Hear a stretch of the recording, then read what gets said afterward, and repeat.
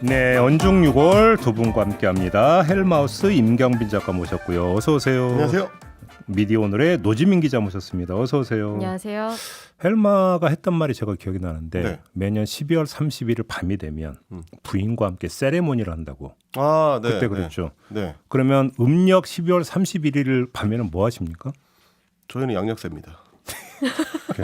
너무 저렇게 박정하게 끊어버립니다. 아, 12월 31일인데 저희 이제 항상 하는 세레모니가 이제 어묵탕 세레모니라고. 그러니까 어묵탕을 마시면서 네. 제의 종소리를 듣는다고. 제야 했죠. 종소리. 근데 올해는 제야 타종이 좀 늦어져가지고 저희끼리 그냥 생뚱맞게 짠하고 어묵 먹었습니다. 그래요? 아무튼 설 연휴 잘 보내셨죠, 두 분? 네. 알겠습니다.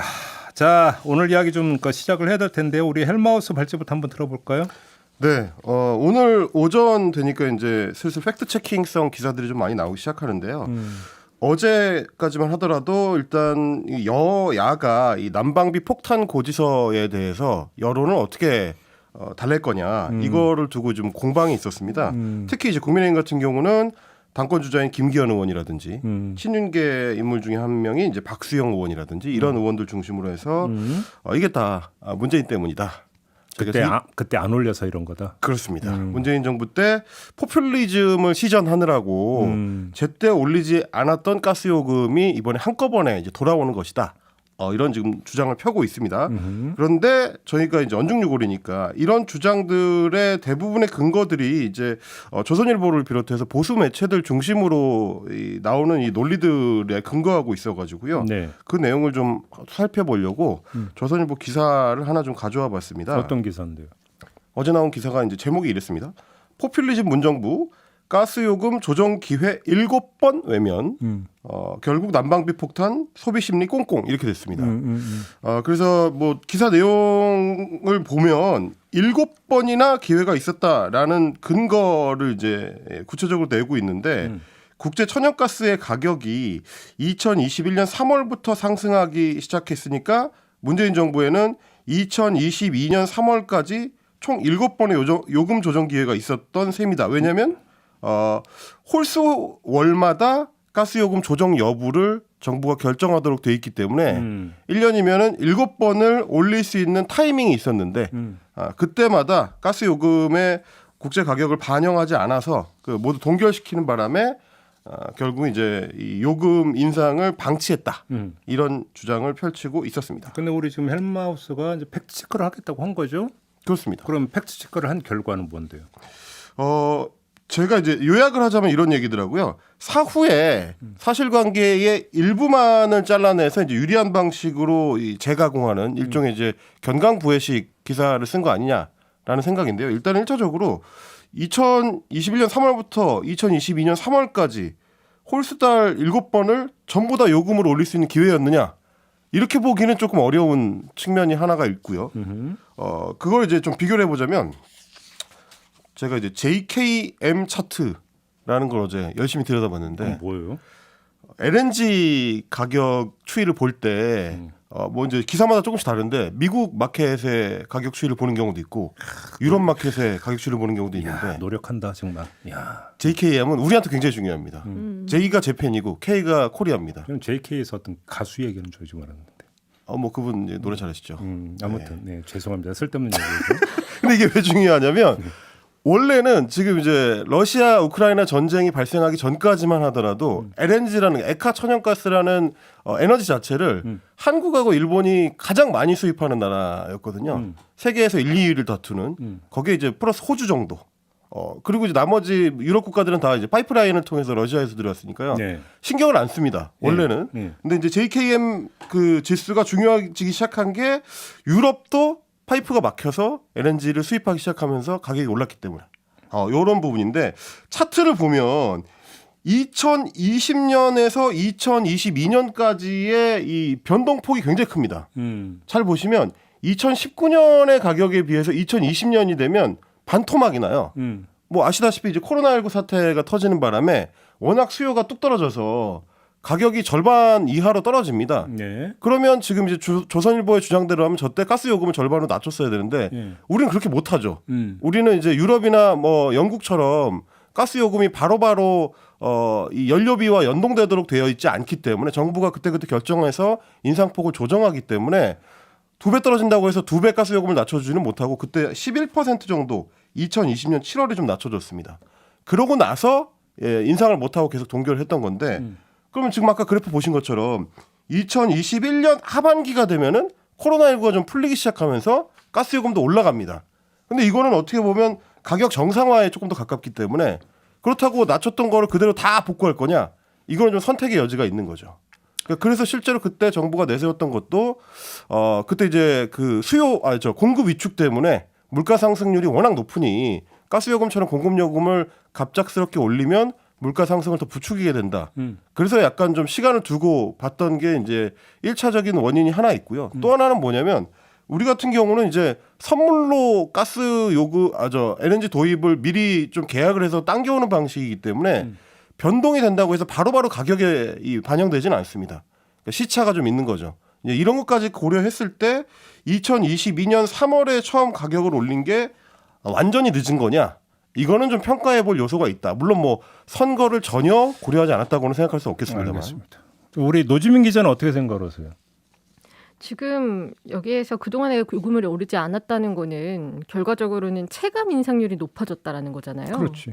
그런데 그때 올렸다고 해서 지금 이렇게 가격이 급등하지 않았을까 물어보면 핵심이 바로 그거거든요. 네. 그러니까 제가 드리고 싶은 얘기도 그건데 그러면 문재인 정부에서 조금씩 올렸다고 쳐요. 네. 그래서 그러면 지금 뭐 1메가줄당 얼마 이렇게 따지잖아요. 그렇죠. 그래서 그 예를 들어서 단가가 윤석열 정부 들어서 확 올려갖고 지금 잡은 단가하고 비슷해졌다고 쳐요.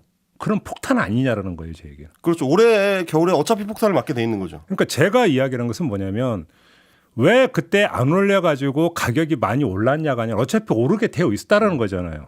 지금 주장하는 것은. 그렇죠. 그러면 그건 정부 알아서 하시고 지금 그 고지서를 받는 국민들 입장에서는 이렇게 하거나 저렇게 하거나 폭탄은 폭탄이라는 거거든. 그렇죠.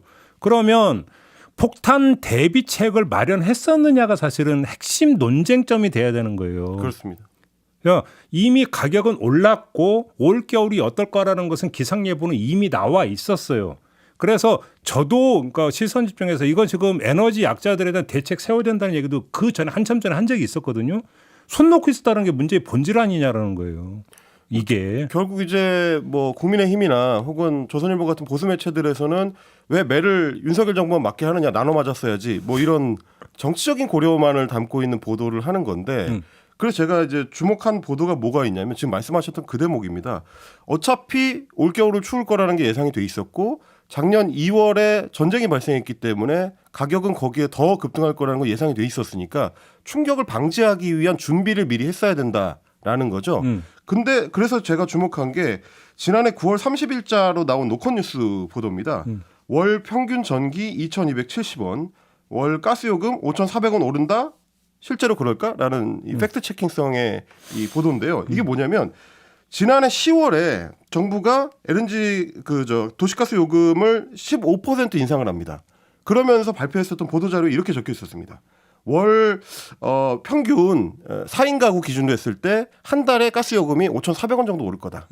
그 요지는 뭐였냐면 그렇게 충격이 크지 않다라는 얘기를 담고 있는 내용이었습니다. 잘못 짚은 거죠, 그런 거. 잘못 짚은 거고요. 그리고 이제 그 당시에 그 보도 자료를 연합뉴스를 비롯해서 거의 모든 매체가 그대로 받았었습니다. 그러다 보니까 문제 의식이 없어서 시민들한테 이게 실제로 올겨울에 어느 정도 충격이 올지가 충분히 전달이 안 된 거죠. 바로 그게 핵심 문제인 거죠, 그러니까. 그러니까 이게 두 가지 문제가 있었는데 뭐냐면 10월에 15%로 올렸지만 실제로는 지난해에 4차례 그러니까 4월부터 해가지고 4, 5, 7, 10 4차례 올리면서 총 인상한 비율이 42.3%거든요. 그러니까 1년 동안 모았던 50% 육박하는 인상률이 겨울이 되면 높은 난방 수요와 함께 동시에 돌아온다. 이거를 미리 경고를 해서 시민들한테 대비를 할 수 있는 최소한 심리적 충격이라도 방지하는 노력을 했어야 되는데 정부는 그거를 가리려고 했고 일단 최소 폭으로 줄여서 보도자료를 내가지고 그걸 가리려고 했고 그리고 이제 그걸 보도하면서 팩트 체킹을 해야 될 기사들은 제대로 체크 안 하고 보도자료를 거의 그대로 썼다. 이런 얘기가 되는 겁니다. 노컷뉴스의 이정주 기자가 당시에 거의 제가 기사를 찾아봤을 때는 유일하게 이런 접근을 했던데요. 그러니까 이게 뭐냐면 5,400원 월에 오르는 걸로 계산해 보면 그 가족이 한 달에 사용하는 가스비가 36,000원밖에 안 되는 거예요. 완전 한여름에나 가능한 얘기고 실제로 그 가족이 겨울철에 사용을 하게 되고 올해처럼 추운 겨울이 되면 10만 원 넘는 가스 요금을 사용하게 될 텐데 그때는 곱하기 0.4를 해서 더 높은 그러니까 지금 우리가 맛보고 있는 이 폭탄 요금을 상정을 한 보도가 나왔어야 된다라는 얘기죠. 그때 방기했던 책임을 이제 와서는 문재인 정부 탓으로 돌리는 방식에 초점을 맞춘다. 보수 언론에서 이런 행태를 반복해서 되겠느냐 이런 생각인 겁니다. 아니 그러니까 뭐 그 문재인 정권이든 윤석열 정권이든 떠나서 국민 입장에서는 이 정권에서 올렸던 저 정권에서 올렸던 오른 건 매한가지 아니냐는 그렇죠. 거예요. 지금 당장 몇 배가 올랐는데요. 그러니까 어차피 그렇게 놓고 온다면 국민 입장에서는 뭐 이렇거나 저렇거나 똑같은 건데 그러면 근데 그것이 엄청난 부담이 된다라고 하는 것을 왜 현 정부는 그럼 예측을 못했느냐 하나 예측을 못하다 보니까 에너지 약자들에 대한 지원책에 대해서 손 놓고 있었던 거 아니냐 둘 그러다가 가만히 있다가 그러니까 국민들이 아우성 치니까 그제서야 뜨거 해가지고 수석 내세워서 하는 게 이거 제대로 된 대처법이냐 셋 이건 거잖아요 지금. 그죠. 어제 이제 전문가분들한테 이 취재하면서 물어보니까 두 가지를 크게 지적을 하더라고요. 먼저는 보도가 제대로 이렇게 안 될 경우에는 사실 요금을 올리는 주요한 이유 중에 하나는 아예 수요 자체를 좀 눌러서 그래서 충격을 우선적으로 완화시키는 효과가 1차적으로 있다는 겁니다. 그러니까 미리 가스 요금이 많이 오를 거라는 거를 이 공지를 시켜두면 한 번 덜 틀게 된다는 거죠. 습관적으로. 그런 이 심리적인 효과를 발생시키는 게 요금 인상의 목적이라면 올릴 때 정확하게 고지를 해줘야 된다는 거예요. 얼마만큼 오른다. 올 겨울에는 틀 때 조금 생각하고 트셔야 된다. 이거를 미리 이제 생각할 수 있는 기회를 제공해야 된다는 게 1차적인 거고 또 하나는 그거를 보도를 통해서 제대로 전달하지 않으면 가스 요금을 올린 효과가 상쇄된다는 거예요. 그냥 요금만 올라가는 거지 시민들한테 그게 어떤 의미로 다가가지 못한다. 그러니까 그 두 가지가 다 실패한 게 지난 10월의 문제였다라고 지적을 하더라고요. 그러니까 이 우리가 1월에 받아보게 된 이 충격은 지난 10월에 충격 대비를 하지 못한 이유가 된다. 그리고 보도가 그때 충분히 나와서 가스 요금이 많이 오를 거라는 게 경고가 됐으면 시민들의 요구가 높아졌을 거고 정부는 거기에 맞춘 대책을 추가로 세웠을 거다라는 얘기인 거죠. 이제 보도던데요. 그러니까요. 이렇게 해야 가스 요금 그러니까 줄인다고. 사실 뭐 가스 요금에 대해서 언론들이 얼마나 크게 관심을 가졌겠습니까? 평소에 이렇게 일이 터지니까 부랴부랴 이제야 뭐 분석할 포인트를 찾느라 뭐 다들 그렇게 고민이 많을 텐데 네. 저는 좀 한 가지 포인트는 근본적으로 에너지 정책이 뭐 가스 요금이나 이런 에너지 요금들이 뭐 정책적으로 결정이 되었잖아요. 그런데 이번에 뭐 정부도 사실상 인정을 한 거죠. 외부 요인으로 이제는 이런 요금이 폭등을 할 수도 있다라는 게 앞으로는 피할 수 없는 거고 더 심해질 수도 있는 건데 그러면 앞으로 어떻게 할 거냐. 뭐 지금 이렇게 우크라이나 전쟁 여파도 있다고 하지만 그것 때문에 뭐 천연가스 뭐 사재기로 인해서 이런 일이 벌어졌다는 얘기도 있고 결국 이렇게 특정 에너지원에 의존을 하다 보면 이렇게 계속 문제가 발생할 수밖에 없는데 그런 구조적으로는 좀 다각화를 해야 되는 노력이 필요한 거잖아요. 그런데 오히려 뭐 반대로 얘기가 되는 게 뭐 원전 정책 때문에 가스 요금이 이렇게 영향을 미쳤다거나 이런 식으로 논의가 흘러가는 걸 좀 경계를 하면서 실제 논의가 필요한 부분에 좀 집중을 해야 될 것 같아요. 알겠습니다. 참. 도대체 언제까지 탓할 거예요, 근데? 응? 좀 있으면 정부 출범 1년 되잖아요. 그렇습니다. 대선 끝난 지가 거의 이제 1년이 다 돼가는 거예요. 그러니까 알겠습니다. 이번에는 노지민 기자 발제 들어보겠습니다. 어떤 내용입니까? 네, 김건희 여사 기사가 사라졌다. 사라졌어요? 네. 아시는 거 아닌가요? 아니, 몰라요. 김건희 여사가 뭐 최근에 굉장히 활발하게 행보를 이어가고 있죠. 뭐 네. 해외 순방 때도 그렇고 귀국을 하고 나서도 그런데 이번에는 그 국민의힘 여성 의원들과 이틀에 걸쳐서 오찬을 나눈다. 두 번에 걸쳐서 오찬을 나눈다. 이런 보도가 나왔습니다. 연합뉴스 TV가 단독 보도를 먼저 했고 25일에요. 그리고 이 보도 이후에 뭐 MBC도 했고요. YTN, 뭐 아주경제, 아시아경제, 뉴스원 등 이렇게 다수 매체들이 관련 소식을 보도를 했거든요. 네. 그런데 기사들이 한순간에 다 삭제가 된 거죠. 왜요? 그래서 이게 무슨 일인가 봤더니 엠바고 사안인데 보도가 나갔다는 거예요. 그래서 뭐 지금 구글이나 이런 데에 흔적이 조금 남아있긴 하지만 그걸 누른다고 기사를 볼 수는 없는 상황이고요. 그래서 어떻게 된 일인가 좀 짚어보려고 합니다. 어떻게 된 일인데? 우선은 뭐 아까 그 엠바고 얘기를 좀 했잖아요. 대통령실 관계자가 26일 미디어오늘에 그 경내 행사가 아니라 대통령실 외부 행사이기 때문에 포괄적 엠바고 사안에 해당한다. 그렇기 때문에 보도가 나가면 안 되는 것이었다라고 얘기를 했거든요. 근데 이 포괄적 엠바고라는 말이 되게 애매하잖아요. 이게 보통 이제 경우 엠바고다 이런 식으로 이야기를 하는데 대통령이 외부로 나가게 되면은 경호상의 문제가 있을 수 있으니까 뭐 안전이나 뭐 안보나 이런 문제 등을 이유로 뭐 특정 행사가 있으면 이 행사가 이뤄진다는 거 포함해서 뭐 언제 어디서 한다 이런 거를 전체를 다 보도 유예를 해버리는 거죠. 예. 그런데 이게 보통 일정이 사전에 공지가 되게 되면 뭐 언제 무슨 일정이 있고 대략적으로 뭐 대통령이나 뭐 여사가 참석하고 이 행사 자체는 보도가 가능하지만 뭐 경내에서는 뭐 경내에서 이뤄지면 행사 자체는 보도가 가능하지만 뭐 경외에서 이뤄지는 건 보도가 안 된다라는 걸 미리 공지를 하거든요. 경내라고 하는 게 이제 대통령실. 네, 대통령실 내에서 하면은 그런데 이제 김건희 여사 일정 같은 경우는 이번에 공지가 아예 안 됐어요. 그래서 취재 기사로 나온 거란 말이죠. 그래서 사전에 사실 전체 출입 기자들을 대상으로 엠바고 협의가 이루어졌다고 보기도 어렵거든요. 엠바고라고 하는 게 기본적으로 정보를 제공해주는 대가로. 네. 대가라는 표현이 좀 약간 약간 적절한지는 모르겠지만 다양한 정보 제공을 하면서 조건으로. 조건을 거는 게 엠바고인데. 네. 근데 정보 제공이 아니라 알아서 취재한 건데. 그렇죠. 그러면 거기서 엠바고가 어떻게 걸려요? 그리고 뭐 이날 뭐 윤 대통령이 국민의힘 그 지도부와 오찬을 한다. 이것도 사실 그 전에 뭐 한 매체 단독 보도로 알려진 거였고 물론 이것도 대통령실 안에서 있었던 행사다라고 하면은 뭐 다를 수 있다고 주장을 할 수는 있지만 그리고 김건희 여사가 여성 의원들 만난다는 거는 이미 진작에 좀 알려진 사안이기도 합니다. 그 올해 초에 신년 인사회가 있었잖아요. 네. 이때 김 여사가 한 발언이 다 보도가 됐거든요. 여성 의원님들만 따로 한번 모시겠다. 아, 예, 맞아요. 정말 기억나요. 잘해주셔야 예. 한다. 예. 이러면서 이 여성 의원 고리로 내조 복풍 넓히나 이런 제목의 기사까지 나왔어요. 그런데 그러면 얼마나 정보가 추가됐느냐를 보니까 뭐 여성 의원들과 오찬을 함께 할 걸로 알려졌다. 그리고 이번 주와 다음 주 뭐 이렇게 초청했다. 요 정도로만 나와 있어요. 언제 어디서 할 거에 대해서는 그 시점이나 장소가 특정이 되질 않았거든요. 그런데 이 기사는 이미 나와버렸고 이 기사를 본 사람들은 굉장히 많으실 거 아니에요? 갑자기 기사가 사라져버리면 이걸 어떻게 생각하겠습니까?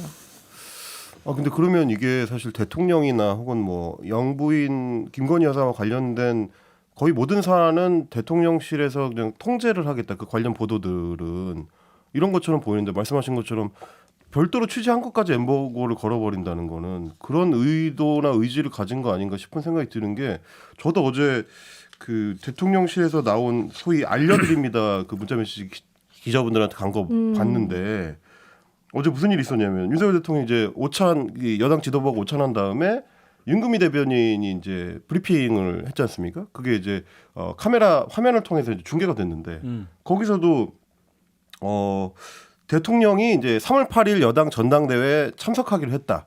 그걸 이제 미담처럼 이제 윤금희 대변인이 소개를 했어요. 그래서 많은 매체에서 이미 보도를 했습니다. 근데 나중에 대통령실에서 알려드립니다라는 문자를 기자들한테 보낸 게 뭐라고 되어 있냐면 윤석열 대통령 국민의힘 전당대회 참석 관련 기사에 대한 경호 엠바고 문의가 많아서 알려드린다. 전당대회 관련한 국회발 언급에 대해서는 나온 워딩 그대로 인용만 가능하다. 대통령실에서 일정을 확정한 바가 없는 만큼 별도 공지가 있기 전까지는 대통령실 발로 일정을 확정해서 쓸 수는 없는 포괄적 경호 엠바고 위반으로 판단한다. 아니, 이렇게 돼 있습니다. 대통령실 발과 그러면 국힘 발은 그러니까요. 국힘 발은 보도해도 되고 대통령실 발은 엠바고를 준수해야 돼 이런 얘기가 되는 겁니까? 그러니까 저는 사실 이런 식의 태도가 너무 그거 눈 가리고 아웅 아닌가요? 정작 대통령실 기자들이 보도를 못하는 게 앞뒤가 안 맞는 거죠. 아니 목적이 정말로 이제 제가 자주 쓰는 표현으로 100번 양보해서 목적이 경호라고 한다면 대통령실 발이나 국힘 발을 따지면 안 되는 거잖아요. 그렇습니다. 둘 다 통제해야 되는데 게다가 심지어 어제 이 내용은 이미 카메라 중계를 통해서 나간 내용이거든요. 맞아요. 근데도 이거를 일종의 이제 그립을 쥐고 싶어 한다는 느낌을 좀 받아가지고 아니 어디까지 통제를 하려는 건가라는 생각이 좀 들긴 했거든요. 그래서 이게 엠바고가 사실 그 기자단과 그 대통령실과 협의도 하고 기자단에 속한 매체들 간의 협의의 문제이기도 하잖아요. 네. 그래서 이걸 어기면은 그 기자단 자체적으로 좀 심사를 해서 징계 결정을 내리기도 하거든요. 그렇죠. 그런데 이 보도에 대해서 뭐 징계를 또 논의한다고 하니까 이 이후의 대처에 대해서도 좀 어떻게 될지 봐야 될 사안이고, 그래서 과거에는 그러면 어떤 징계들이 있었나 좀 봤어요. 네.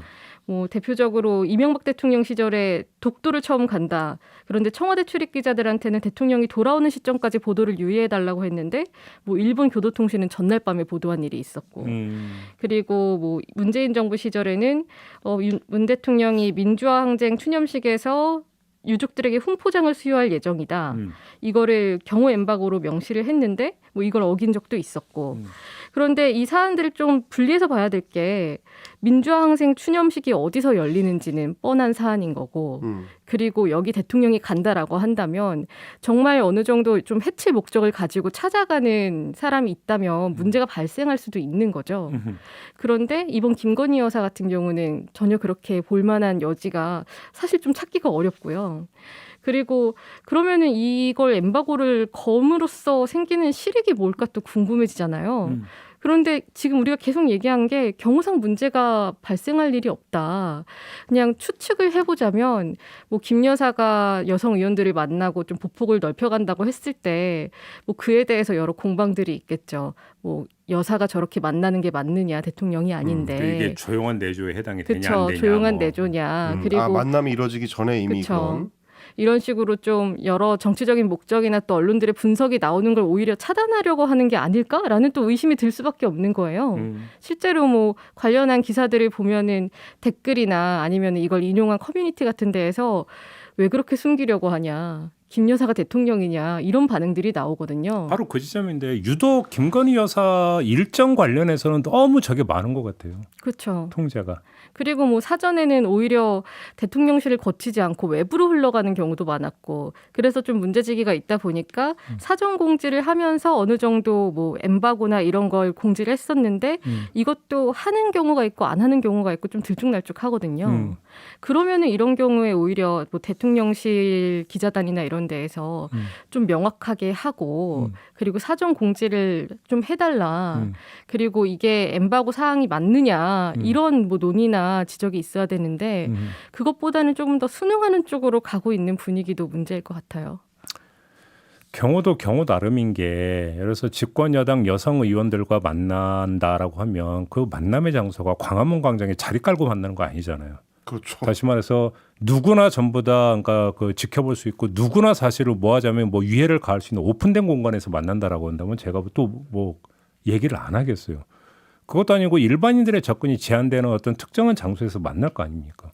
그러면 경호상의 목적이라고 한다면 그 경호상의 그러니까 그 목적이라고 한다면 제가 볼 때는 거슬러 올라가면 어떤 보도부터 문제 삼았어야 되냐면, 관저가 아니라 사저에서 출퇴근할 때 대통령의 이동 경로가 자세히 지도를 통해서 보도된 적이 있어요. 기억나십니까? 그렇죠. 이거 보도 다 막았어야 돼요. 그렇죠. 예를 들어서 경호상의 목적이라는 게 극단적으로 해서 뭐 저격의 위험성을 만약에 염두에 뒀다면 저격의 가장 기본이 뭡니까? 길목을 지키고 있다가 원샷 이거잖아요. 그렇습니다. 그러면 동선을 노출하면 안 되는 거잖아요. 근데 지도로 다 나왔잖아요. 근데 그건 왜 안 막았어요, 그러면? 그때 사진 보도 생각해 보시면 김건희 여사랑 대통령이 아크로비스타 입구에서 걸어 나와서 강아지와 같이 걸어 나와서 뭐 인사하고 이런 것까지 다 보도가 됐었거든요. 아니 그러니까 경호상의 목적이라고 하는 것들이 무슨 뭐 그러니까 도깨비 방망이여서 모든 것들을 다 하는 게 아니라는 거예요. 그것도 정말로 기묘한 경호상의 목적이 성립이 될 때 그러니까 이야기가 되는 거지. 조금 전에 노지민 기자도 이제 바로 그 맥락에서 지적을 했던 거잖아요. 그러면 이 모임 같은 경우가 그런 것에 해당이 되느냐라는 거예요. 사실 저는 그래서 좀 발제를 듣다 보니까 지난해에 워낙에 보도나 논평 관련된 그 홍역을 많이 치러서 그런 건지 최근 들어서 대통령이나 특히 김건희 여사에 대해서는 사실상 취재 대상이 되거나 혹은 논평의 대상이 되는 걸 거부하는 것 같은, 그래서 대통령실에서 조직하고 이제 정리한 내용을 받아 쓰는 수준으로 이제 기사를 통제하려고 하는 것 같은 느낌을 많이 받게 되거든요. 아니 앞뒤가 맞아야 되는 게 지금 그 얘기를 하니까 퍼뜩 떠오른 게 있는데 몇 달 전에 윤석열 대통령이 대구 가는데 서문시장 방문할 거라고 그 당협에서 돌려가지고 그게 그러니까 사전에 그렇죠. 공개돼서 막 논란 뒤졌던 거 네. 기억나십니까? 어찌 본다면 오히려 그러니까 그러면 그 건하고 지금 이 건을 비교를 하면 어떤 게 그러면 더 중요한 사안이냐를 따져보자라는 거예요. 서문시장이라서 말 그대로 오픈된 오픈 공고요. 모든 사람이 접근 가능하고 모든 것들을 차단할 수 없는 오히려 여성 의원들과의 어떤 모임과 비교를 한다면 근데 그거는 다 흘러나갔잖아요. SNS 다 돌았잖아요. 도대체 어떻게 그럼 이걸 지금 그 저울에 놓고 비교를 해야 되냐라는 거예요. 이게 납득이 되냐라는 거죠. 납득이 안 되지 그게. 그러니까 지금 이렇게 뭐 경호상의 문제가 납득하기 어렵다라는 거는 뭐 대부분 공감을 하실 만한 사안일 수밖에 없을 것 같고 방금 헬마 말씀하신 것처럼 이게 논평의 대상이 되기를 좀 거부하는 이런 경향이 어떤 효과로 나타나고 있는지를 보면 대통령실이 왜 자꾸 그러는지도 이해가 됩니다. 왜냐면은 뭐 대통령이나 뭐 여사 일정 하나하나가 중요한 기사거리처럼 여겨지고 근데 정부는 쥐고 있다가 풀어줬다가 어느 정도 통제의 대상이 되고 있고 이러면은 막 받아 쓰고 싶거든요. 근데 논평의 대상이 되는 걸 꺼리는 측면 말고 극적인 효과를 기하는 측면은 없는 겁니까? 극적인 효과. 예를 들어서 그 예고 기사가 나가고 예고 기사가 나간 다음에 만나서 그러니까 그 다음에 이루어지는 후속 보도와 예고 기사가 전혀 없는 상태에서 짠하고 만나고 나서 그 다음에 나가는 기사. 어떤 파급력과 임팩트 효과가 또 차이도 있을 거 아닙니까? 아무래도 힘이 빠질 수 있죠. 사전에 흘러나간 소식과 지금 딱 나온 소식과 지금 만약에 소식이 처음 나오게 되면은 아무래도 또 이 소식에 대해서 설명하는 걸 중심으로 사안을 바라보게 되고 그런 보도가 많이 나갈 수밖에 없겠죠. 그러니까 그럼 어떻게 해서 모임이 있게 됐는지부터 해갖고 오히려 보도량과 보도의 집중도는 더 높아질 거 아닙니까? 사전 예고가 없는 상태에서 나가게 된다면. 그래서 김정숙 여사와 김건희 여사 보도가 좀 여러모로 비교가 되는 경우가 있잖아요. 김정숙 여사 공식 일정 같은 경우는 사실 그렇게 화제성이 높지는 않았어요. 뭐 일정에 따라 다르기는 했지만 그런데 그때는 보면 뭐 일정들이 나왔을 때 사실 뭐 그렇게 뭐 중대한 사안에 대해서 대통령처럼 정책적으로 움직이는 모습을 보이지는 않잖아요. 그렇다 보니까 뭐 이런 방문을 하거나 뭐 어디를 가서 사람들과 악수를 나누거나 대화를 하는 것들이 그렇게 하나하나 주목받지는 않았어요. 그러니까 저는 그래서 김건희 여사 일정을 둘러싸고 너무 불필요한 논쟁이 저는 솔직히 많다고 생각을 해요. 그러니까 그렇죠. 대통령의 부인으로서 예를 들어서 그 아동 보호시설 방문할 수도 있고 네. 그다음에 약자들 찾아서 그러니까 손 잡을 수도 있고 수도 있고가 아니라 해야 되는 측면이 있죠. 왜냐하면 대통령의 부인으로서 그런 일거수일투족이 사회적으로 던지는 메시지가 있기 때문에 선한 영향력이라고 하는 게 또 있는 거잖아요. 저는 그런 점에서 김건희 여사가 일정하게 보폭을 넓힐 수도 있고 그것들을 공개할 수도 있다고 생각을 해요. 그것이 선한 영향력을 미치는 차원이라고 한다면 그런 거에 대해서 너무 예민하게 반응하면서 뭔가를 자꾸 통제를 하려고 컨트롤하려고 하면 오히려 그게 더 논쟁을 키우는 거라는 거예요. 그게 그렇지 않습니까? 그리고 저는 이제 추가적으로 거기에 덧붙여서 한 가지 더 이제 대통령실에서 이 부분을 좀 담당하고 있는 사람들, 말하자면 이제 홍보나 공보 담당하고 있는 사람들이 착각하는 거 아닌가 싶은 생각이 좀 얼른 들어서요. 지금 말씀하신 것처럼 이거를 일종의 이제 깜짝 공개를 하는 게 효과를 극대화하는 방법이다. 그게 더 이제 기습적으로 공개가 됐을 때 더 많은 효과가 나오고 더 많이 이제 분석 기사들이 나오게 되고 뭐 이렇게 밀집도를 높일 수 있다. 이런 거는 글쎄요, 뭐 80년대, 90년대 같은 모르겠는데 요즘의 이 보도 스타일이나 행태에 맞춰봤을 때는 굉장히 올드한 방식의 인식이고 깜짝 공개한다고 해서 사람들이 더 놀라워하거나 더 충격을 많이 받거나 그거에 따라서 더 좋은 어떤 그 보도 효과가 나오거나 그러지는 않는다. 실제로 그 행사가 어떻게 기획이 됐고 모양이 어떻고 의미가 무엇이고 뭐 어떤 후과를 발생시키고 이런 게 더 중요한 거지 공개 시점이나 공개를 할 수 있는 어떤 정도를 통제한다고 해서 그게 극대화되지 않는다. 이거를 좀 아셨으면 좋겠어요. 그러니까 사실 오히려 실력이 없는 사람들이 그렇게 통제를 하려고 하거든요. 근데 저는 여기서 근본적인 질문이 하나 빠져 있다고 생각을 하는데요. 보도났던 게 싹 사라졌다 그죠. 그러면 사후에 지금 대통령실이 대처한 거잖아요. 그럼 사후의 대처가 대통령실 실무자들의 그 독자 판단에 따른 대처입니까? 아니면 더 높은 분의 어떤 판단에 따른 대처였을까요? 다시 말해서 김건희 여사가 이걸 보고 뭐라고 해서 나온 결과일 가능성은 어떻게 보십니까? 그러니까 계속 그런 게 궁금해지는 거잖아요.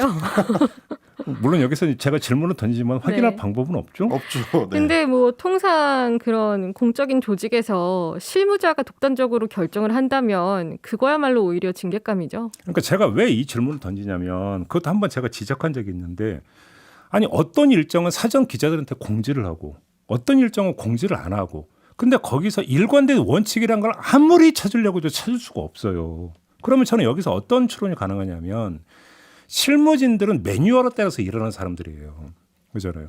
독자적으로 특히나 대통령 부인의 일정과 관련된 부분인데 자기가 알아서 판단해서 자기가 알아 어떤 거는 공개하고 어떤 거 공개하지 않는다? 이건 사실 생각하기 어려운 거거든요. 그랬다가 나중에 문제 생기면 어떡할 건데. 그렇죠. 오히려. 그래서 그 옆에 가장 측근이 누구이길래 이렇게 바로 그거죠. 좌지우지하려고 하느냐라는 질문을 계속 받는 거죠. 그러니까 그렇게 된다면 실무자들은 매뉴얼에 따라서 그다음에 그러니까 정해진 원칙에 따라서 일한다라고 놓고 본다면 원칙 없는 행보를 보인다라고 하는 것은 결국은 이게 없거나 매뉴얼을 넘어서는 더 큰 힘이 작동하고 있거나 둘 중에 하나밖에 안 된다는 얘기예요. 그렇죠. 그렇습니다. 그러면 없다면 없다는 것도 사실은 없는 이유에서 더 큰 힘이 작동하고 있기 때문에 없을 가능성도 있다고 봐야 되는 거고. 그럼 그 더 큰 힘이 뭐냐라는 거예요. 그러면 그건 김건희 여사 본인이거나 김건희 여사의 말 그대로 심기를 대변하는 측근 중에 최측근이거나 이 사람들의 자의적 판단에 따라서 그때그때 달라요가 되는 거 아니냐. 이 추정은 성립이 될 수 있는 거잖아요. 그런 점에서. 그래서 사실 뭐 말씀을 나누다 보니까 좀 근본적인 얘기를 한 번 더 하게 되는 건데 대한민국 행정부에서 대통령 부인이라는 존재는 이제 법적 지위가 없거든요. 엄밀하게 따지면은 법적 권한이 없는 거고 대통령의 배우자로서 대통령의 친인척으로서의 오히려 감시 대상이 되는 수준에 불과하고요. 실제로는 그래서 청와대에서도 제2부속실 같은 별도 기관을 만들어서 그걸 통해서 이제 보조하는 장치를 만들어뒀던 건데 그것도 일종의 어떻게 보면 이제 꼼수라고도 할 수 있겠는데요. 그런 장치라도 있던 시절에는 이 장치가 어떻게 작동되는 건지를 감사하고 검증할 수 있는 수단이라도 보장이 됐는데 지금 대통령실에서는 그러면 영부인을 누가 어떻게 어떤 근거를 가지고 보조하고 있느냐. 지금의 저 공보활동과 홍보활동은 누가 무슨 근거를 가지고 하고 있느냐. 이런 것들이 감시 대상이 전혀 되지 못하고 있다. 그러다 보니까 더 돌출적이고 돌발적으로 일어나는 경우들이 많지 않나 좀 그런 생각이 듭니다. 그래서 계속 공전할 수밖에 없는 게 그 제2부속실 같은 기능을 하는 조직이 없다 보니까 측근이 누구냐 사실상 비선이다 이런 보도가 나오면 비선이라는 게 어딨냐라고 반박을 하고 또 숨기다 보면 그런 보도가 나오고 또 반박하고 이게 계속 돌 수밖에 없는 거예요. 그러니까 정리를 하면 결국은 이 공지 관리나 일정 관리나 이런 게 지금 자의적으로 이루어지고 있다는 그렇습니다. 거잖아요. 그럼 그 자의가 누구의 자의냐 이거잖아요. 결국. 네. 누구의 자의냐. 제가 볼 때 이건 실무자의 과연 자의일까? 저는 여기에 물음표를 찍는 거죠. 그래서 이거는 정말 그냥 하는 말이기도 합니다만 오히려 이렇게 비춰지는 걸 원하는 건가라는 생각이 들기도 하고요. 아, 그런가요? 그리고 김 여사 활동 같은 경우는 사실 그 윤 대통령 당선 전에 본인이 기자회견을 열어서 약속을 한 게 있기 때문에 애초에 뭐 공적 활동 공개 행보 자체가 부적절하다는 여론이 있었다가 뭐 지금에서야 뭐 이렇게 대통령 배우자로서 활동을 하는 거를 막을 수는 없는 상황이 돼버린 거잖아요. 그러면은 이거야말로 진짜 취재 대상에 올려서 관리가 될 수 있도록 해야 되는데 언제부턴가 제2부속실 만들어라 제대로 관리해라라는 목소리가 좀 사라져버린 것도 있어요. 아무튼 그러니까 그 기억이 워낙 짧아서 그런지는 모르겠습니다만 역대 대통령 부인 중에 이렇게 아무튼 논란거리가 많은 부인은 처음 봤어요. 그렇지 않나요? 굉장히 바람직하지 못한 현상입니다. 아니 그리고 근데 그 논란거리라고 하는 것이 어떤 뭐 아주 거창한 문제라고 한다면 제가 모르겠는데 그것도 아니잖아요.